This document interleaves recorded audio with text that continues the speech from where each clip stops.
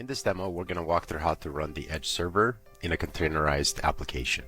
So first thing first, you can navigate to our documentation, .controlcomtech.com.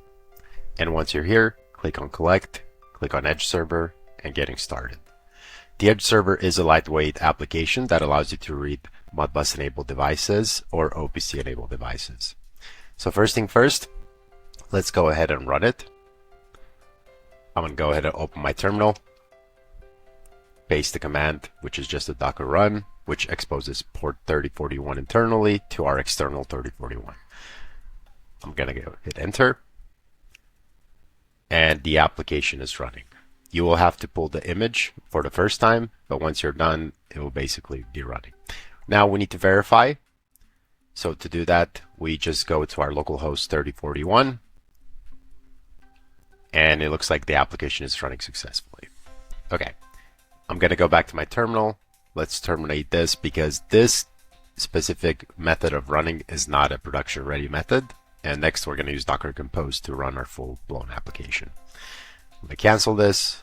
I'm going to see if the container is still running, and it is. And I do want to cancel it out.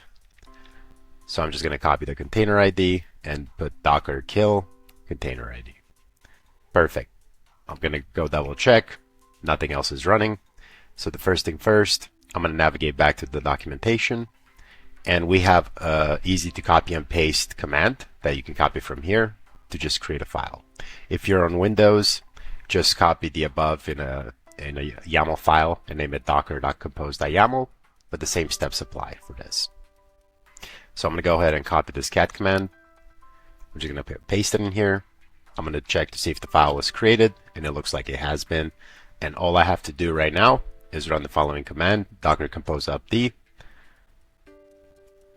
and the application should be running. So we're going to check it with docker ps. It looks like it's running. So now if I navigate back to my localhost 3041, the application is running. And next step, we're going to go ahead and onboard it